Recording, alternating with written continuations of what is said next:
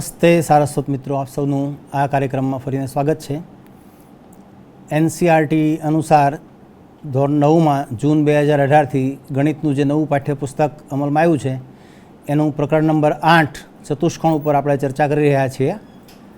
તો જે કંઈ ચર્ચા થઈ તેનાથી આપણે આગળ જઈએ તો એ જ શૃંખલામાં આપણે અત્યાર સુધી ચતુષ્કોણના ગુણધર્મો વિશે ચર્ચા કરી, એ સાબિત કર્યા.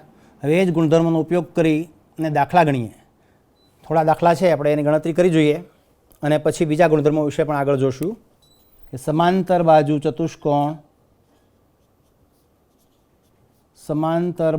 ચતુષ્કોણ ABCD માં વિકર્ણ AC અને BD, વિકર્ણ AC BC શોધો. પ્રશ્ન: સમાંતર બાજુ ચતુષ્કોણ ABCD આપેલો છે, તો આપણે સૌથી પહેલાં આકૃતિ દોરીએ. આ જે ચતુષ્કોણ છે તે સમાંતર બાજુ ચતુષ્કોણ ABCD છે. હવે આ ચતુષ્કોણમાં વિકર્ણ AC અને BD, એટલે આ વિકર્ણ AC અને બીજો વિકર્ણ BD, આ બંને વિકર્ણો પરસ્પર O બિંદુએ છેદે છે. આ જે બિંદુ છે એનું નામ O છે. એટલું થયું. હવે ખૂણો DACની કિંમત 42 છે. DAC, આ D, આ A, આ C, એટલે આ જે ખૂણો છે આ 42 અંશનો ખૂણો છે. AOB 90 છે. 90 નહીં લખીએ અને કાટકોણને આવી નિશાની કરશું તો પણ ચાલશે. એટલે AOB 90 એટલે કાટકોણની નિશાની કરી. તો ખૂણો DBC શોધો, એટલે DBCનું મૂલ્ય શોધો, એની કિંમત શોધો. આ આપણે શોધવાનું છે. હવે આ ચતુષ્કોણ છે એ સમાંતર બાજુ ચતુષ્કોણ છે. સમાંતર બાજુ ચતુષ્કોણ છે એટલે AD અને BC બંને સમાંતર છે અને આ એની છેદિકા છે. એટલે આ ખૂણો અને આ ખૂણો જે મેં અહીંયા આર્ક કરી તે, આ બંને ખૂણા યુગ્મકોણની જોડ રચે છે. એટલે આ બંને ખૂણા સમાન હોય. એટલે આ ખૂણો જે છે, ખૂણો C, OCB અથવા તો ACB, એ 42 થશે. હવે આ જે ત્રિકોણ છે, ત્રિકોણ BOC, એમાં આ ખૂણો 90નો છે. એક ખૂણો 90 છે એટલે આ ખૂણો પણ 90 જ થશે, કેમ કે બંને લિનિયર પેર છે, રેખિક જોડના ખૂણા છે. એટલે આ ખૂણો પણ 90નો થશે. હવે ત્રિકોણના ત્રણેય ખૂણાનો સરવાળો 180 થાય.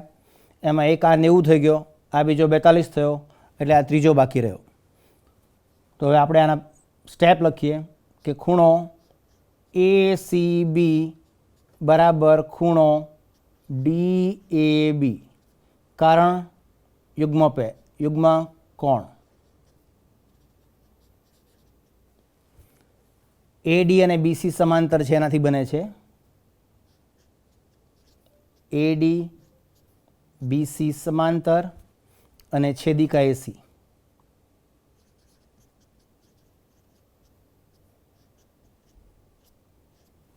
આનાથી બને છે.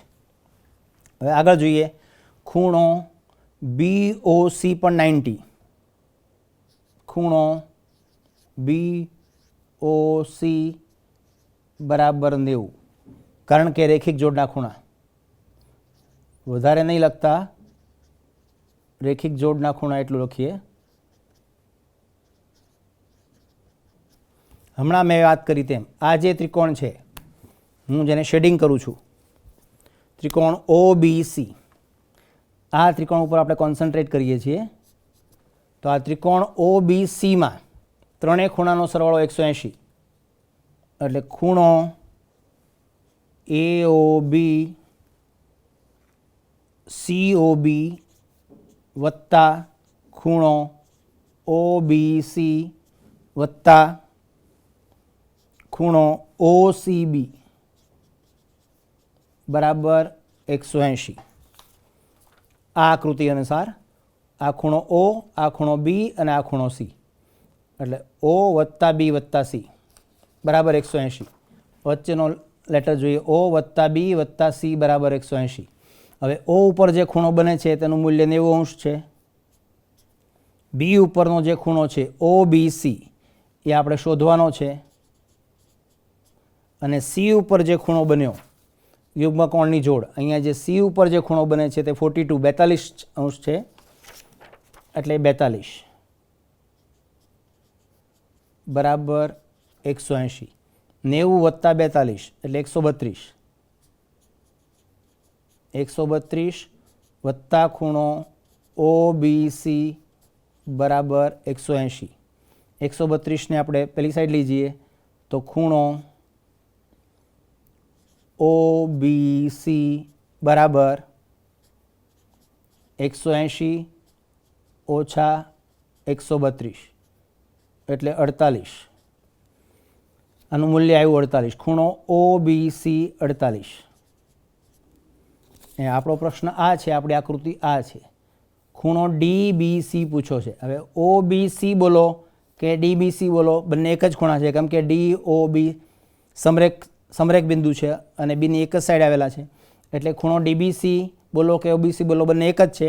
એટલે ખૂણો DBCની કિંમત 48. એટલે ખૂણો DBC બરાબર 48. આ થયો એક દાખલો. એકવાર ફરીથી આના પર નજર કરીએ કે આ સમાંતર બાજુ ચતુષ્કોણ જે છે ABCD, એના બંને વિકર્ણો AC અને BD પરસ્પર O બિંદુએ છેદે છે. જે બિંદુ પર છેદે છે એ બિંદુનું નામ O છે.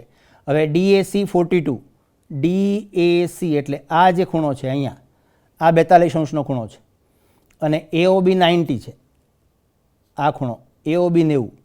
આપણને DBC એટલે આ ખૂણો પૂછ્યો છે, જે આ ક્વેશ્ચન માર્ક છે તે પ્રશ્નાર્થ ચિહ્ન છે, એ ખૂણો પૂછ્યો છે.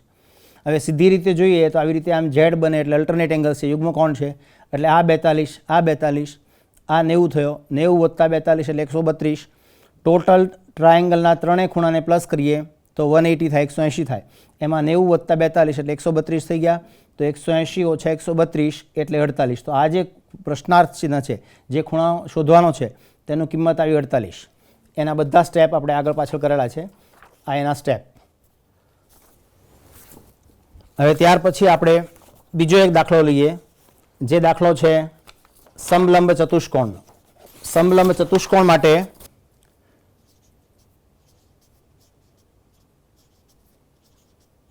સમલંબ ચતુષ્કોણ ABCD માં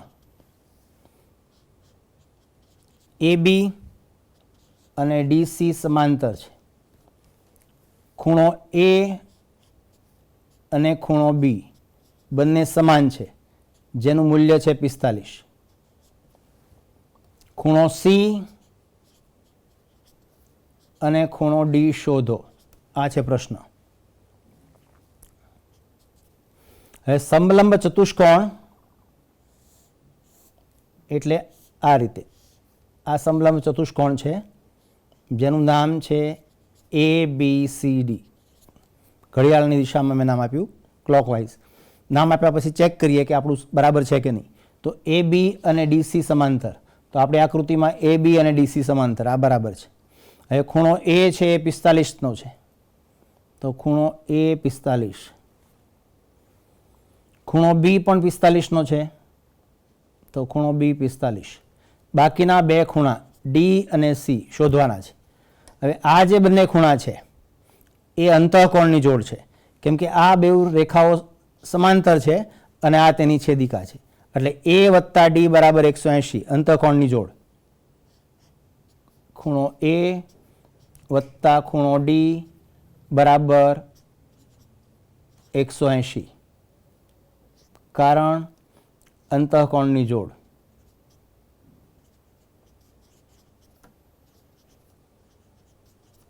અંતઃકોણ શેનાથી બને છે? તો રેખા AB અને રેખા DC થી.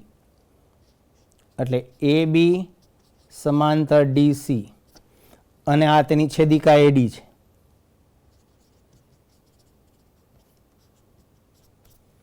હવે ખૂણા એની કિંમત ખબર છે 45 વત્તા ખૂણો D બરાબર 180.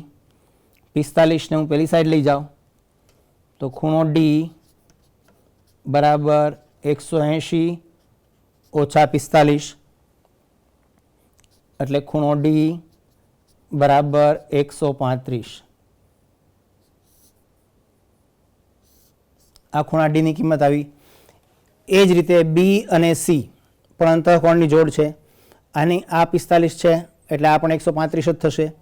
આ જ લાઈન પર આવી જ રીતે આગળના સ્ટેપ કરવાના છે. ખૂણો બી વત્તા ખૂણો સી, ખૂણો બી વત્તા ખૂણો સી બરાબર 180, કારણ એનું એ જ અંતઃકોણની જોડ.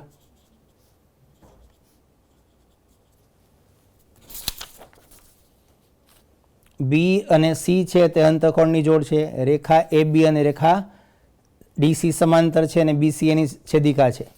એટલે રેખા એ બી સમાંતર રેખા ડીસી, રેખા એ બી સમાંતર રેખા ડીસી અને બીસી છેદિકા.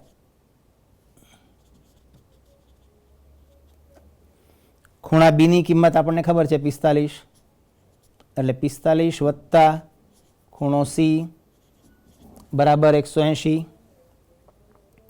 ખૂણો સી બરાબર 180 ઓછા 45 એટલે ખૂણો સી બરાબર 135. આ મૂળ પ્રશ્ન. એ ની કિંમત 45, બી ની કિંમત પણ 45. એ અને ડી અંતઃકોણની જોડ છે. આ બંને ખૂણાની કિંમતનો સરવાળો 180 થાય એટલે 45 વત્તા કેટલા કરીએ તો 180, એટલે જેનો જવાબ આવ્યો 135. એ જ રીતે બી વત્તા સી પણ 180 થાય. બીની કિંમત 45 છે એટલે 180 ઓછા 45 એટલે આનો જવાબ ખૂણા સીની કિંમત પણ 135. એટલે ખૂણો ડી પણ 135 અને ખૂણો સી પણ 135. હવે એક અન્ય દાખલો લઈએ તો સમલંબ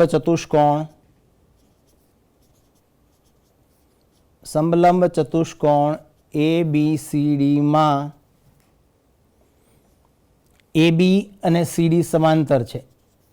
એ બી અને સી ડી સમાંતર. તદુપરાંત એ ડી અને બી સી ઇક્વલ છે, સમાન છે. ખૂણા ડીની કિંમત 70, તો ખૂણો સી શોધો. આ પહેલાંનો જે એપિસોડ હતો, આપણે લાસ્ટ ટાઈમ મળેલા આના પહેલાં, જ્યારે આ જ પ્રોપર્ટી ઉપર આપણે ચર્ચા કરેલી. એ પહેલાં પ્રોપર્ટી વિશે વાત કરીએ, પછી આપણે આ દાખલો ગણીએ. તો આ જે ચતુષ્કોણ છે તે સમલંબ ચતુષ્કોણ છે. આ ચતુષ્કોણ સમલંબ એ બી સી ડી, માત્ર એક જ જોડ બાજુઓની એક જ જોડ સમાંતર છે. એ બી અને સી ડી સમાંતર છે. અહીંયા પ્રશ્નમાં આપ્યું છે, આપણે આકૃતિમાં ચેક કરીએ બરાબર છે કે નહીં. તો એ બી અને સી ડી સમાંતર આ બરાબર છે. હવે એ ડી અને બી સી ઇક્વલ છે, બેનું માપ સેમ સરખું છે. એટલે એ ડી અને બી સી બે ઇક્વલ છે. આ બંનેની વેલ્યુ એક સરખી છે. આ ટાઈપની પ્રોપર્ટી આપણે આ પહેલાં જોયેલી લાસ્ટ ટાઈમ જ્યારે આ પહેલાંના એપિસોડમાં મળેલા ત્યારે. એમાં એવું હતું કે આ બંને સમાન હોય ત્યારે ખૂણો એ અને ખૂણો બી સમાન થાય, ખૂણો ડી અને ખૂણો સીની કિંમત પણ સમાન થાય, વિકર્ણ એસી અને વિકર્ણ બીડી પણ સમાન થાય. આ જે ટ્રેપેઝિયમ છે, આ જે સમલંબ ચતુષ્કોણ છે એને ચક્રી ચતુષ્કોણ પણ કહી શકાય, કેમ કે ચક્રી ચતુષ્કોણમાં સામેના ખૂણાનો સરવાળો 180 થાય. તો આમાં પણ એવું જ થશે. આ બે ખૂણાનો સરવાળો તો 180 થવાનો જ છે, કેમ કે અંતઃકોણની જોડ છે. પણ અહીંયા એ વત્તા સી પણ 180 થશે અને બી વત્તા ડી પણ 180 થશે. એટલે આ સાયક્લિક ટ્રેપેઝિયમ છે. હવે આગળ જઈએ આપણે. ખૂણો ડી 70, ખૂણો સી શોધો. જો તમારે એ પ્રોપર્ટીનો એ ગુણધર્મનો ઉપયોગ કરવો હોય તો તમે સીધા જ લખી શકો કે આ ટ્રેપેઝિયમ છે તે આઇસોસલિસ છે, સમદ્વિબાજુ સમલંબ ચતુષ્કોણ છે. એટલે એમાં ખૂણો એ બરાબર ખૂણો બી થાય અને ખૂણો ડી બરાબર ખૂણો સી થાય, જેથી ખૂણો સી બરાબર પણ 70 આવશે. વધારે ડિટેલમાં જો સ્ટેપ કરવા હોય તો આ રેખાખંડને સમાંતર હું એક બીજો રેખાખંડ સી બિંદુમાંથી દોરું છું અને આને આવી રીતે આમ લંબાવી દઉં છું. ધારો કે એનું નામ પોઈન્ટ ઈ છે. આ જે બિંદુ છે એનું નામ ઈ છે. હવે આ એ ઈ સી ડી સમાંતર બાજુ ચતુષ્કોણ છે, કેમ કે આ બાજુ અને આ બાજુ સમાંતર છે અને આ સમાંતર છે. બંને જોડની બાજુઓ સમાંતર છે એટલે ચતુષ્કોણ છે તે સમાંતર બાજુ ચતુષ્કોણ છે. સમાંતર બાજુ ચતુષ્કોણના ગુણધર્મ અનુસાર સામ સામેના ખૂણા સરખા હોય. એટલે આ 70 છે એટલે આ પણ 70 થશે. એટલે ખૂણો ઈ 70 નો થશે. સામ સામેની બાજુઓ પણ સમાન હોય એટલે આ એડી અને ઈસી ની કિંમત સમાન થશે. આપણને પ્રશ્નમાં એવું આપ્યું છે કે એડી અને બીસી સમાન છે. એડી અને બીસી સમાન છે ને હમણાં આપણે એવું લીધું કે એડી અને ઈસી સમાન છે. એનો અર્થ એવો થયો કે આ ત્રણે ત્રણ બાજુ સરખી છે. એડી, બીસી અને ઈસી ત્રણે ત્રણ બાજુઓની લંબાઈ સરખી છે. એટલે જે કોઈ પણ બાજુની જરૂર હોય તે આપણે લઈ શકીએ, કોઈ પણ બે બાજુ. હવે હું આ ત્રિકોણ ઉપર કોન્સન્ટ્રેટ કરું છું. આ જે ત્રિકોણ દેખાય છે તે આ ત્રિકોણ જેમાં હું શેડિંગ કરું છું તે આ ત્રિકોણની અંદર બે બાજુ સમાન છે એટલે એ સમદ્વિભુજ ત્રિકોણ છે. સરખી બાજુઓની સામેનો એંગલ હોય એટલો જ એંગલ આનો પણ થાય.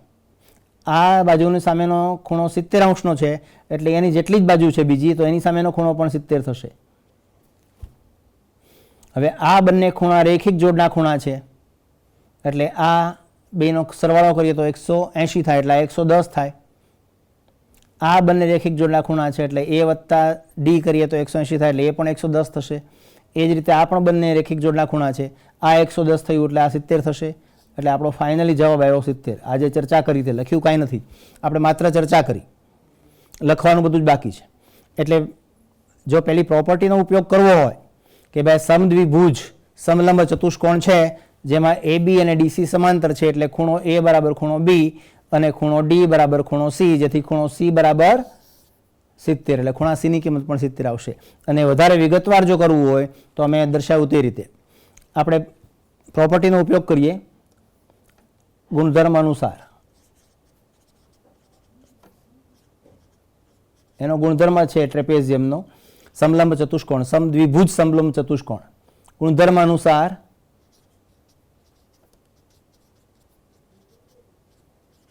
સમદ્વિભુજ સમલંબ ચતુષ્કોણ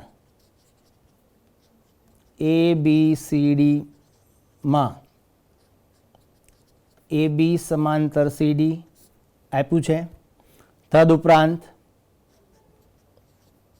એ D is equal to BC પણ આપ્યું છે, જેથી ખૂણો ડી બરાબર ખૂણો સી બરાબર 70 એટલે ખૂણો સી બરાબર 70. આ તેનું ટૂંકમાં જવાબ આવ્યો. વધારે વિગતવાર અમે કહ્યું તેમ એ રીતે પણ કરી શકાય. હવે આગળ બીજો દાખલો લઈએ. એક અન્ય દાખલો છે જે સમબાજુ ચતુષ્કોણનો છે. સમબાજુ ચતુષ્કોણ ABCDમાં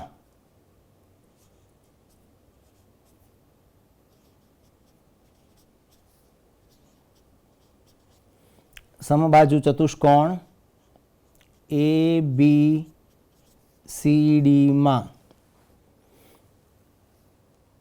ખૂણો ACB બરાબર 40. તો ખૂણો ADB શોધો. ખૂણો ACB બરાબર 40 તો ખૂણો ADB નું મૂલ્ય શોધો. તો આ જે ચતુષ્કોણ છે તે સમબાજુ ચતુષ્કોણ છે એટલે આપણે સમબાજુ દેખાય તેવો ચતુષ્કોણ દોરીએ કે રફલી આપણને લાગે કે સમબાજુ છે, તમામ બાજુઓ સમાન છે. એક્ઝેક્ટ માપવાની જરૂર નથી પણ કાચી આકૃતિમાં એવું દેખાય સમબાજુ તો સારું છે. એટલે આ ચતુષ્કોણ ABCD છે તે સમબાજુ છે એટલે બધી જ બાજુઓ સરખી છે. આ ચારે ચાર બાજુનું માપ સરખું છે. ખૂણો ACB 40 છે એટલે ACB આ A આ C આ B એટલે આ જે ખૂણો અહીંયા બન્યો તે 40નો છે. ADB ની કિંમત પૂછી છે. ખૂણો ADB કેટલાનો થાય તે પૂછો છે.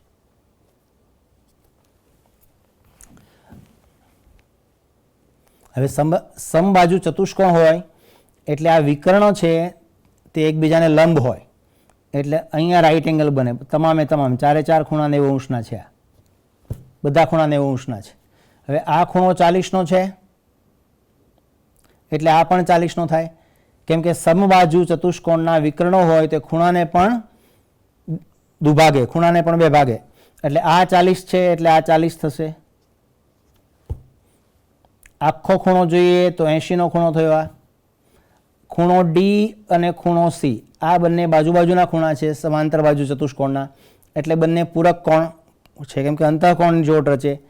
એટલે ખૂણો ડી વત્તા ખૂણો સી કરીએ તો 180 થાય, કારણ તો અંતઃકોણની જોડ. હવે ખૂણો ડી આપણને ખબર નથી, પણ ખૂણો સી ખબર છે. આખો જે ખૂણો સી છે આ કમ્પ્લીટ અહીંથી અહીંયા સુધી એ 80 છે, 40 વત્તા 40, એટલે ખૂણો ડી બરાબર 180 ઓછા 80 બરાબર 100. ખૂણો ડી એટલે આખા ખૂણાની વાત કરું છું. આ જે આર્ક છે તે, જે ચાપ દોરેલી છે તે, આપણે ઉપરનો એડીબી શોધવાનો છે, એટલે આનો અડધો થશે કેમ કે ડાયાગોનલ છે, જે આ વિકર્ણ છે તે ખૂણાને બાયસેક કરે, ખૂણાને દુભાગે, એટલે ખૂણો ડી છે એ અડધો અડધો થઈ જશે. એટલે ખૂણો એડીબી એ 100ના અડધા થશે, હાફ ઓફ 100. 100ના અડધા એટલે 50, એટલે ખૂણા એડીબીની કિંમત આવી 50. ખૂણો એડીબી બરાબર 50. આ થઈ એક રીત. હવે અન્ય રીત જોવી હોય તો બીજી રીત આપણે ચર્ચા કરીએ આકૃતિમાં. ફરીવાર હું આકૃતિ દોરું છું. સમબાજુ ચતુષ્કોણ પ્રશ્ન આવો હતો કે જે સમબાજુ ચતુષ્કોણ ABCD છે, ABCDમાં ACB 40નો છે, ખૂણો ACB 40 છે, અને ખૂણો ADB પૂછ્યો છે. આ ખૂણો પૂછ્યો છે. અન્ય રીતે જોઈએ તો આ ખૂણો અને આ ખૂણો બંને સમાન છે કેમ કે બંને યુગ્મકોણની જોડ છે, એટલે આ જે ખૂણો છે એની કિંમત થશે 40. આ બીજી રીત. આ ખૂણો 90નો છે કેમ કે બંને વિકર્ણ એકબીજાને લંબ હોય, સમબાજુ ચતુષ્કોણના વિકર્ણો પરસ્પર લંબ હોય, એટલે આ 90° ખૂણો થશે. હવે આ જે ત્રિકોણ છે, આ શેડેડ ટ્રાયેંગલ ADM, આના નામ હું એમ આપું, વચ્ચેના બિંદુને એમ. તો આ જે ત્રિકોણ ADM છે એમાં એક ખૂણો 90નો છે, એક ખૂણો 40નો છે. ત્રણેય ખૂણાનો સરવાળો 180 થાય આપણને ખબર છે, એટલે 90 વત્તા 40 130 થઈ ગયા, એટલે આ ખૂણો ડી 50 આવશે. એટલે એ રીતે ગણતરી કરો તો પણ ખૂણો ડી 50 આવશે. આ બીજી રીત થઈ. જે રીત તમને અનુકૂળ પડે તે રીત તમે લઈ શકો છો. હવે બીજો એક દાખલો છે આવો કે સમબાજુ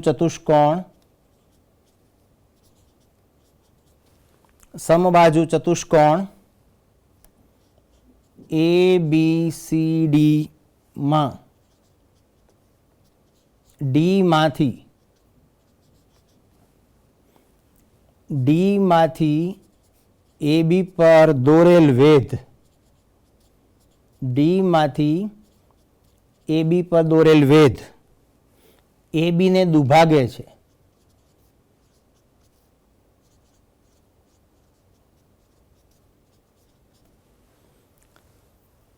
તો તેના ખૂણા શોધો, ચતુષ્કોણના ખૂણા શોધો. ચતુષ્કોણના ખૂણા શોધો એટલે ચતુષ્કોણના ચારે ચાર ખૂણાના માપ શોધવાના છે. પહેલા પ્રશ્ન સમજીએ કે જે ચતુષ્કોણ છે તે સમબાજુ ચતુષ્કોણ છે.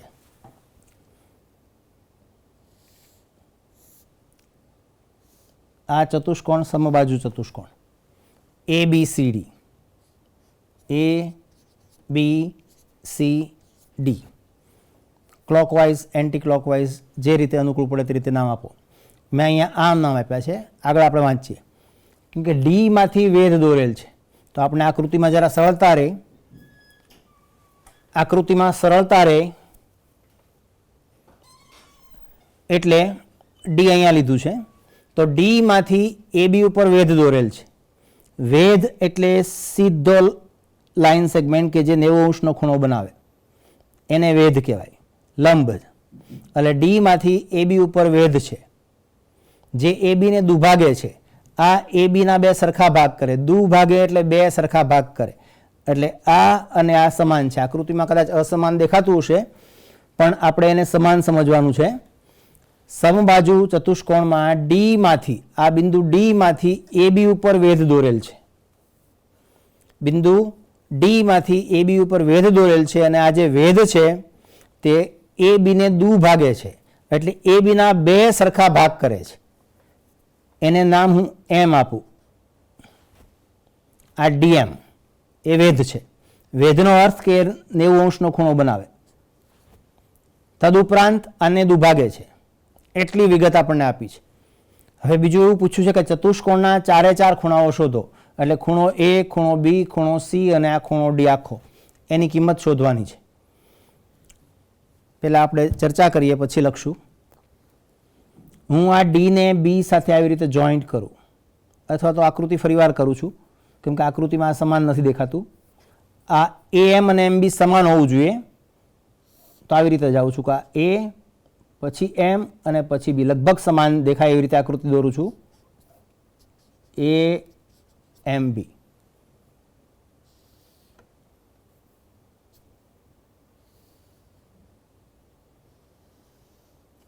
એ બી સી ડી સમાંતર બાજુ ચતુષ્કોણ છે. આની આ જ આકૃતિ વધારે ક્લેરિફિકેશન માટે બાજુમાં દોરું છું. ડી માંથી વેધ દોરેલ છે એટલે આમ સીધું રાઈટ એંગલ, અહીંયા પણ રાઈટ એંગલ. જે એ બી ને દુભાગે છે, આ જે વેધ છે તે દુભાગે છે, એટલે આ બંને સાઈડ સરખી સમજવાની છે. આકૃતિમાં કદાચ નહીં દેખાય તો પણ ગણતરી કરતી વખતે એને સરખી સમજવાની છે. હવે હું આને જોઈન્ટ કરું છું, ડી ને બી સાથે જોડું છું, એટલે વિકર્ણ ડીબી મને મળશે. હવે અહીંયા તમે જુઓ, આને હમણાં ભૂલી જઈએ આપણે આ પાર્ટને. તો આ જે દેખાય છે ત્રિકોણ, એ ત્રિકોણનું બે ભાગમાં વિભાજન થયેલું છે. એક ત્રિકોણ આ બાજુનો છે અને બીજો આ બાજુનો ત્રિકોણ છે. બ્લેક શેડિંગ કરું છું એક ત્રિકોણમાં અને બીજામાં અલગ કલરનું શેડિંગ કરું છું. આ જે શેડેડ ટ્રાયંગલ્સ છે તે આ બે ત્રિકોણની હું વાત કરું છું. તો આ ત્રિકોણની અંદર આ એ એમ અને એમ બી સરખા છે, એટલે એક બાજુ અને બીજી બાજુ સરખી છે. આ જે વચ્ચેની બાજુ છે ડીએમ તે બંને ત્રિકોણમાં છે, એટલે કે એની સામાન્ય બાજુ છે. અને આ જે ખૂણો 90° છે, આ ખૂણો પણ 90° છે, કાટખૂણ છે, એટલે બે ખૂણા પણ સમાન છે. એટલે બાજુ, ખૂણો અને બાજુ, આ જે ક્રાઇટેરિયા છે ત્રિકોણની એકરૂપતાની જે શરતો છે, તો બા ખૂ બા શરત અનુસાર આ બંને ત્રિકોણ છે એ ત્રિકોણ એકરૂપ થશે. હવે ત્રિકોણ એકરૂપ થશે એટલે એની કોરસ્પોન્ડિંગ સાઇડ છે, અનુરૂપ બાજુઓ છે એ સમાન થશે.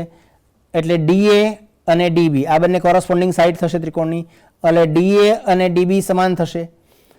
ચતુષ્કોણ છે તે સમબાજુ છે, એટલે ઓલરેડી ડીએ અને એબી તો સમાન છે જ પહેલેથી જ. અને હવે ફરીથી શું થયું, આ ડીએ અને ડીબી પણ સમાન થયું. એનો અર્થ કે જે ટ્રાયંગલ છે, આ ત્રિકોણ છે ડી એ બી, આ ત્રિકોણની ત્રણે ત્રણ બાજુઓ સરખી છે. અને જે ત્રિકોણની ત્રણે ત્રણ બાજુઓ સરખી હોય તેને આપણે શું કહીએ છીએ, સમબાજુ ત્રિકોણ, ઇક્વિલેટરલ ટ્રાયંગલ. તો આ જે ત્રિકોણ છે એ સમબાજુ ત્રિકોણ છે અને એ ત્રિકોણમાં ત્રણે ખૂણાઓ પણ સરખા હોય, એટલે ત્રણેય ખૂણાઓની કિંમત થશે 60, 60 અને 60. એટલે ખૂણો એ થશે 60નો, ખૂણો બી આટલો એ પણ થશે 60નો અને ખૂણો ડી આટલો એ થશે 60નો. આપણે જ્યારે ચતુષ્કોણના ખૂણાની વાત કરશું ડી, ત્યારે આપણે આ ખૂણો આખો ખૂણો બોલવાનો છે. એટલે આ 60 અને આ 60, એટલે ચતુષ્કોણનો ખૂણો ડી છે એ 120નો થશે. ચતુષ્કોણનો ખૂણો બી છે એ પણ 120નો થશે. 60, 60 સામસામાના ખૂણા સરખા હોય, એટલે બીની કિંમત 120 છે, એટલે ડીની કિંમત, બી અને ડીની કિંમત સરખી હોવાની. એટલે ખૂણો ડી 120 એટલે ખૂણો બી પણ 120. એ જ રીતે ખૂણો સી અને ખૂણો એ સરખા થવાના. ખૂણો એ 60 છે એટલે ખૂણો સી બી 60 થશે. આ આખી ચર્ચા થઈ. હવે આને આપણે વિગતવાર લખીએ કે આ જે ચતુષ્કોણ છે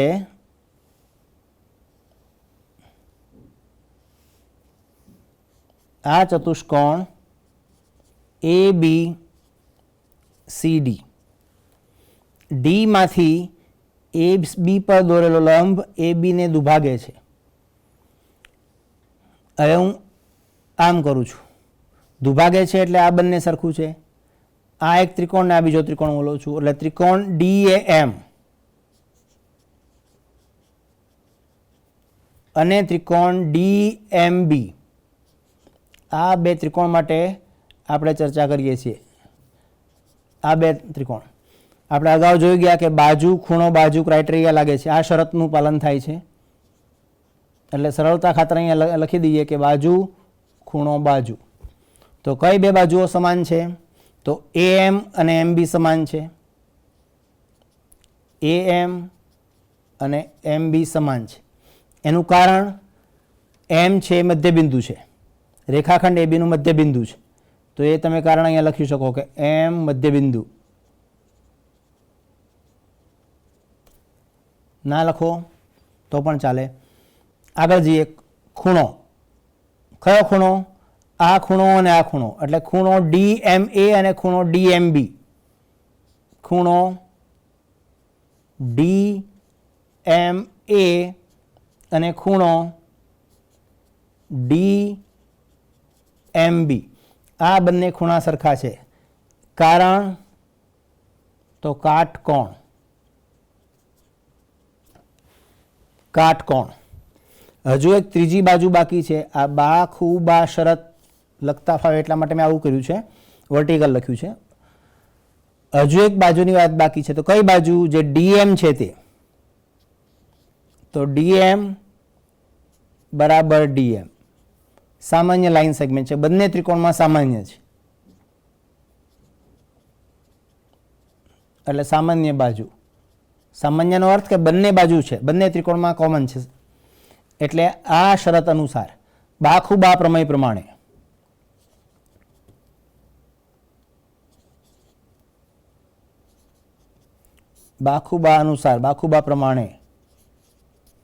બાખુબા પ્રમાણે આ જે ત્રિકોણ છે, ત્રિકોણ DAM, ઓલરેડી શેડેડ આપણે આગળ કર્યું હતું તે, આ જે શેડિંગ દેખાય છે તે બ્લેક શેડિંગ અને બ્લુ શેડિંગ, DAM અને DMB,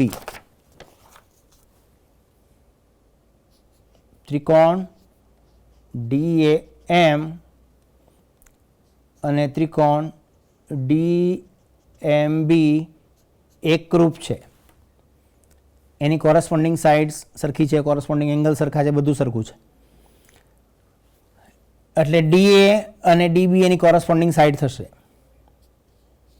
એટલે DA અને DB સરખું ત્રિકોણમાં.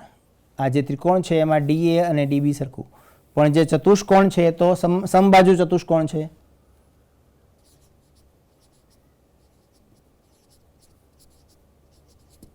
સમબાજુ ચતુષ્કોણ હોવાથી આપણો જે ચતુષ્કોણ છે તે સમબાજુ છે. એટલે AB અને AD પણ સરખું છે. ચારે ચાર બાજુઓ સરખી છે. આપણે બેની જરૂર છે એટલે મેં બે લીધી. એટલે AB અને AD સરખું છે. અને હમણાં આપણે એવું સાબિત કર્યું કે આ DB અને આ સરખું છે. એટલે આ જે ત્રિકોણ દેખાય છે, આ આખો ત્રિકોણ, આ જે આખો ત્રિકોણ દેખાય છે તે, આ ત્રિકોણમાં ત્રિકોણ DAB માં તમામ બાજુઓ સરખી છે. એટલે DA બરાબર AB બરાબર DB, અને એવો ત્રિકોણ હોય તેને સમબાજુ ત્રિકોણ કહેવાય. એટલે ત્રિકોણ DAB સમબાજુ ત્રિકોણ છે. અને સમબાજુ ત્રિકોણના દરેક ખૂણાનું માપ 60 અંશ હોય. 180/3 એટલે 60 અંશ. એટલે ખૂણો A 60 નો થશે. આ આકૃતિમાં ખૂણો A 60 નો થશે. હવે માત્ર ચતુષ્કોણની જરૂર છે એટલે ચતુષ્કોણ જ દોરું છું. એનો એ જ ચતુષ્કોણ હું રિપીટ કરું છું. આ જે ત્રિકોણ હતો તે સમબાજુ ત્રિકોણ હતો, એટલે ખૂણો A 60 નો થયો. ખૂણો A બરાબર 60, B બરાબર પણ 60 થાય અને C બરાબર પણ 60 થાય. પણ ત્રિકોણનો ખૂણો હોય તો. આપણે અહીંયા હવે ચતુષ્કોણની વાત કરીએ છીએ. તો ચતુષ્કોણમાં સામસામેના ખૂણા સરખા હોય તો આ ખૂણો A 60 છે એટલે ખૂણો C પણ 60 નો થશે. બાજુના ખૂણાને પ્લસ કરીએ તો 180 થાય, કેમ કે બંને ખૂણા અંતઃકોણની જોડ રચે છે. એટલે આ ખૂણાનું માપ 120 થશે. 180 ઓછા 60 બરાબર 120. સામસામેના ખૂણા સરખા હોય એટલે આ પણ થશે 120. હવે ખૂણો એ બરાબર 60, ખૂણો સી અને ખૂણો એ બંને સમાન છે કારણ કે સામસામેના ખૂણા છે એટલે ખૂણા સીની વેલ્યુ પણ 60 થશે. ખૂણો બી વત્તા ખૂણો એ કરો, બાજુબાજુના કોઈ પણ બે ખૂણા, એ વત્તા બી કે એ વત્તા ડી કે બી વત્તા સી કોઈ પણ બે. સો એ વત્તા બી બરાબર 180 રેખિક જોડ અંતઃકોણો છે એટલે અંતઃકોણની જોડ છે, અંતઃકોણની જોડ છે એટલે પૂરક કોણ છે અને પૂરક કોણ છે એટલે બંનેનો સરવાળો 180 થાય, એને જ આપણે પૂરક કોણ કહીએ. હવે વેલ્યુ એ ખૂણો એ 60 અંશનો છે એટલે ખૂણો બી બરાબર 180 ઓછા 60 એટલે ખૂણો બી બરાબર 180 ઓછા 60 બરાબર 120. હવે ખૂણો બી અને ખૂણો ડી સામસામેના ખૂણા છે એટલે ખૂણો ડી બરાબર ખૂણો બી બરાબર 120. આ રીતે તમામ ખૂણાના માપ મળી ગયા. પ્રશ્ન આવો હતો કે સમબાજુ ચતુષ્કોણ ABCDમાં આ ચતુષ્કોણ સમબાજુ છે, એમાં ડીમાંથી આપણે જે વેધ દોરીએ, AB ઉપર વેધ દોરીએ તો જે વેધ છે તે AB ને દુભાગે છે, આ બે સરખા ભાગ કરે છે, તો ચતુષ્કોણના તમામ ખૂણાઓ શોધો. તો આપણે આ બધી ચર્ચાને અંતે આ 60, આ 60, આ 120, આ 120 એવો જવાબ મળ્યો. ચતુષ્કોણની આપણે ઘણી ચર્ચા કરી, હવે ત્રિકોણની વાત કરીએ. તો એક મધ્યબિંદુ પ્રમેય નામનું એક પ્રમેય છે ત્રિકોણ માટે. મધ્યબિંદુ પ્રમેય, પ્રમેયનું નામ મધ્યબિંદુ પ્રમેય. તો જે મધ્યબિંદુ પ્રમેય છે એ આ ટાઈપનું છે કે કોઈ એક ત્રિકોણ છે, ત્રિકોણ કોઈ પણ હોય, લઘુકોણ ત્રિકોણ હોય, ગુરુકોણ હોય, કાટકોણ હોય, કોઈ પણ પ્રકારનો ત્રિકોણ હોય, સમબાજુ, સમદ્વિબાજુ, વિષમબાજુ, એટલે કોઈ પણ ત્રિકોણ માટે ધારો કે આ ત્રિકોણનું નામ મેં ABC આપ્યું. હવે ત્રિકોણ ABCમાં AB જે બાજુ છે એની બરાબર વચ્ચે મધ્યમાં એક બિંદુ ડી છે, તો ડીને આપણે રેખાખંડ ABનું મધ્યબિંદુ કહીએ. એ જ રીતે રેખાખંડ ACની બરાબર વચ્ચે મધ્યમાં એક બિંદુ E છે, તો આ જે બિંદુ E છે એને રેખાખંડ AC અથવા તો બાજુ ACનું મધ્યબિંદુ કહેવાય. હવે આ ડી અને E આ બંને મધ્યબિંદુઓ છે. આ મધ્યબિંદુઓને જોડતો હું આવી રીતે રેખાખંડ બનાવું તો આ જે રેખાખંડ છે એ ત્રીજી બાજુને સમાંતર હોય એટલે આ DE અને BC બંને સમાંતર થાય અને આ જે રેખાખંડ DE છે એ BC કરતાં અડધો થાય. આવું એક રિઝલ્ટ છે, આવું એક પ્રમેય છે. એટલે ત્રિકોણની બે બાજુઓના મધ્યબિંદુને જોડતો રેખાખંડ એ ત્રીજી બાજુને સમાંતર હોય અને ત્રીજી બાજુ કરતાં અડધા માપનો હોય એવું પ્રમેય છે. આપણે પહેલા પ્રમેય હું બોલ્યો કે ત્રિકોણની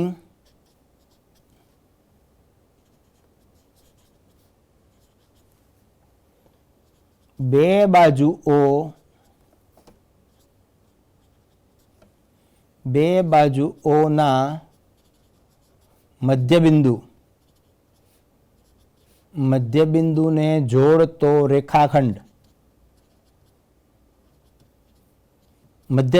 જોડતો રેખાખંડ, ત્રીજી બાજુને સમાંતર હોય અને ત્રીજી બાજુ કરતાં અડધા માપનો હોય.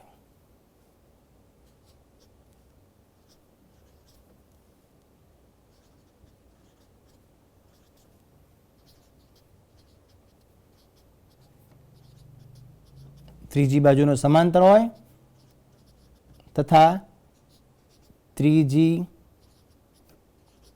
બાજુના અડધા માપનો હોય.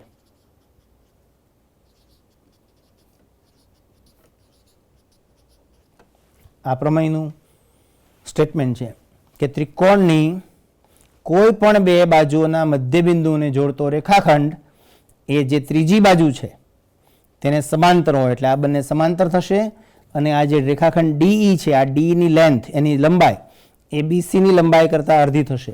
હવે આપણે આ સાબિત કરવું છે તો પક્ષ અને સાધ્ય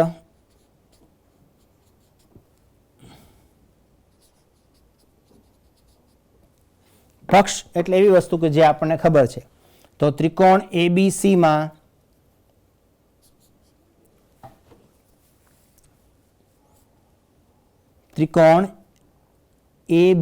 માં ડી એ રેખાખંડ AB નું મધ્યબિંદુ છે.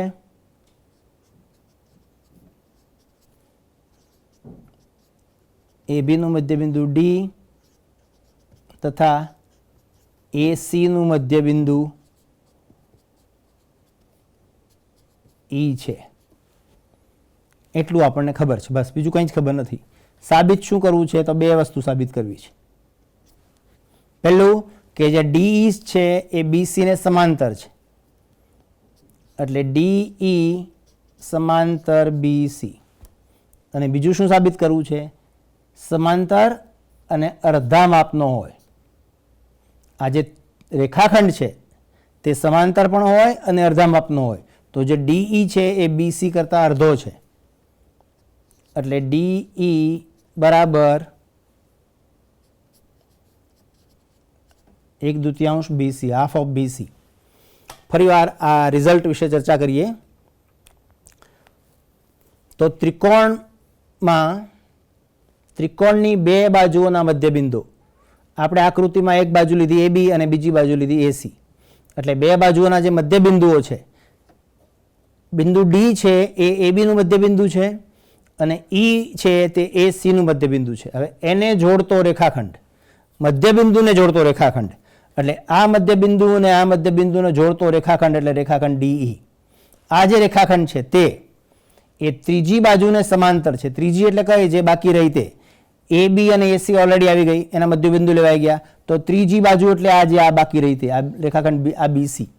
તો આ BC ને આ સમાંતર હોય એવું આપણે સાબિત કરવાનું છે. અને બીજું કે ત્રીજી બાજુના અડધા માપનો હોય, કે આ રેખાખંડ જે DE છે, આ DE ની લંબાઈ એ BC કરતાં અડધી હોય એવું આપણે સાબિત કરવું છે. પહેલાં આપણે સાબિતી વિશે ચર્ચા કરીએ, પછી ડિટેલમાં જોઈશું.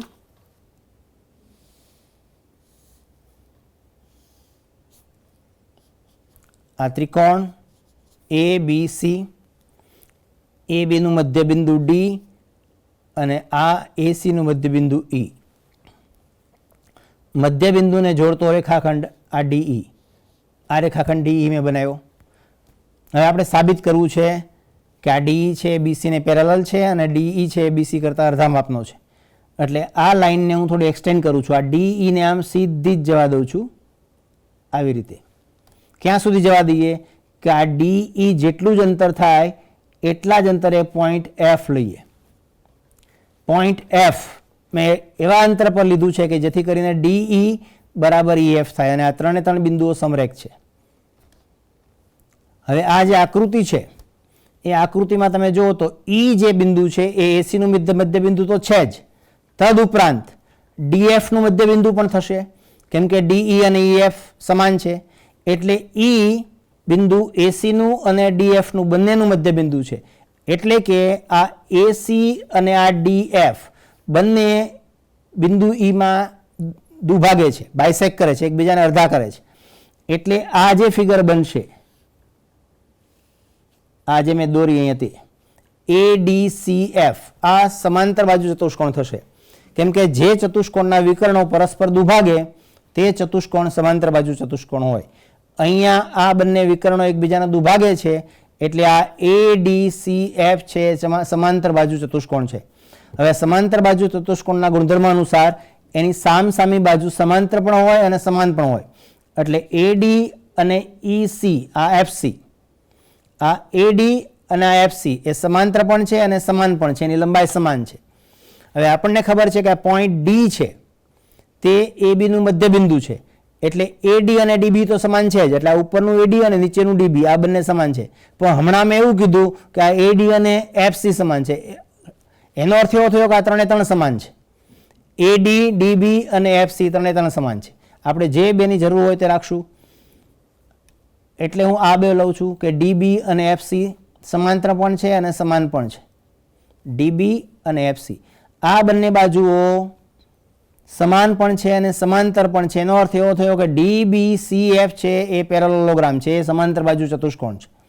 આ જે દેખાય છે તે આ DBCF, આ DBCF, આ સમાંતર બાજુ ચતુષ્કોણ છે. હવે સમાંતર બાજુ ચતુષ્કોણ હોય એટલે એની ઓપોઝિટ સાઇડ્સ પેરેલલ હોય, સામસામેની બાજુઓ સમાંતર હોય, એટલે BC અને DF પેરેલલ થાય, સમાંતર થાય. હવે DF અને BC સમાંતર છે એટલે સ્વાભાવિક છે કે DE અને BC પણ સમાંતર થવાનું. એટલે પહેલું રિઝલ્ટ પ્રૂવ થઈ ગયું, પહેલું પરિણામ સાબિત થયું કે DE અને BC સમાંતર છે. હવે આગળ જઈએ. હવે DE છે એ DF કરતાં અડધું છે, દેખાય છે, સ્પષ્ટ છે, E મધ્યબિંદુ છે. DE DF નું અડધું છે, પણ DF ને BC તો બે સરખા જ છે, એટલે DE છે એ BC નું પણ અડધું થશે. એટલે સેકન્ડ રિઝલ્ટ, બીજું પરિણામ સાબિત થાય છે. હવે આપણે વ્યવસ્થિત લખીને જોઈએ. આપણે બિંદુ F એવું લીધું, બિંદુ F એવું મેળવો કે જેથી કેવું મેળવ્યું કે D-E-F અને DE બરાબર EF, કે જેથી D-E-F એનો મતલબ કે DEF ત્રણે સમરેખ બિંદુઓ છે, E એની વચ્ચે છે અને DE બરાબર EF, આવું બિંદુ લીધું. હવે E બિંદુ છે એ AC નું પણ મધ્ય બિંદુ છે અને DF નું પણ મધ્ય બિંદુ છે, એટલે AC અને DF પરસ્પર E માં દુભાગે છે, પરસ્પર E માં દુભાગે છે, બાયસેક્ટ કરે છે, પરસ્પર E માં દુભાગે છે. એટલે શું થશે? આ જે ADCF છે એ સમાંતર બાજુ ચતુષ્કોણ થશે. એટલે ચતુષ્કોણ ADCF એ સમાંતર બાજુ ચતુષ્કોણ છે અથવા તો થાય. હવે ADCH સમાંતર બાજુ ચતુષ્કોણ છે એટલે AD અને CF સમાન થાય અને AD અને CF પેરેલલ પણ થાય. એટલે AD બરાબર CF અને AD સમાંતર CF આવું થશે. હવે આપણને ખબર છે કે આ એક જ લાઈન છે, એટલે AD FC ને સમાંતર હોય તો આ DB પણ CF ને સમાંતર થવાનું. અને બીજું કે AD અને DB તો સરખું જ છે, AD અને DB સરખું છે, આ પક્ષ છે, આપણને ખબર છે કે મધ્ય બિંદુ છે, એટલે AD DB સરખું છે. અને અહીંયા આપણે AD = FC કરીએ છીએ. આ બંને રિઝલ્ટને કમ્પેર કરીએ તો આ ત્રણે ત્રણ સરખા છે, AD DB અને FC, એટલે DB બરાબર FC થશે. અને બીજું કે આ AD છે એ CF ને પેરેલલ છે, AD અને CF પેરેલલ છે, એટલે DB પણ CF ને પેરેલલ થશે, એટલે DB CF ને પેરેલલ થશે, સમાંતર થશે. એટલે આપણને આવું રિઝલ્ટ મળે છે કે DB FC ને સમાંતર છે અને સમાન છે, DB FC ને સમાંતર છે અને DB FC જેટલું છે. આ આકૃતિ, આ DB FC સમાંતર, DB FC સમાન, એટલે આ જે દેખાય છે આ ચતુષ્કોણ એ સમાંતર બાજુ ચતુષ્કોણ થશે. કયો ચતુષ્કોણ છે? DBCF. એટલે DBCF સમાંતર બાજુ ચતુષ્કોણ થાય અને એ સમાંતર બાજુ ચતુષ્કોણ થાય DBCF. આ જે DBCF છે એ સમાંતર બાજુ ચતુષ્કોણ છે, એટલે એની ઓપોઝિટ સાઇડ્સ પેરેલલ હોય, એટલે DF BC ને પેરેલલ હોય, સમાંતર હોય, DF એ BC ને સમાંતર થશે અને DF અને BC સમાન થશે. એટલે DF BC ને સમાંતર અને DF બરાબર BC થશે, આવું થશે. હવે ફરી આકૃતિ જોઈએ તો આ DF BC ને સમાંતર છે એટલે DE તો BC ને સમાંતર થશે જ, કેમ કે આ ત્રણે ત્રણ સમરેખ બિંદુઓ છે. DE અને F સમરેખ બિંદુ છે એટલે DE BC ને સમાંતર થશે.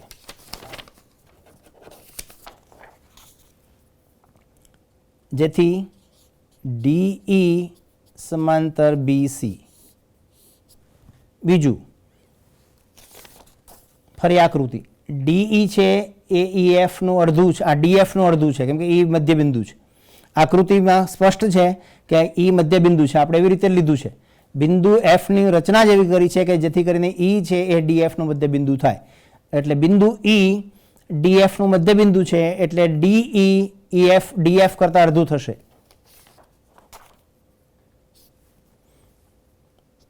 એટલે DE DF નું અડધું.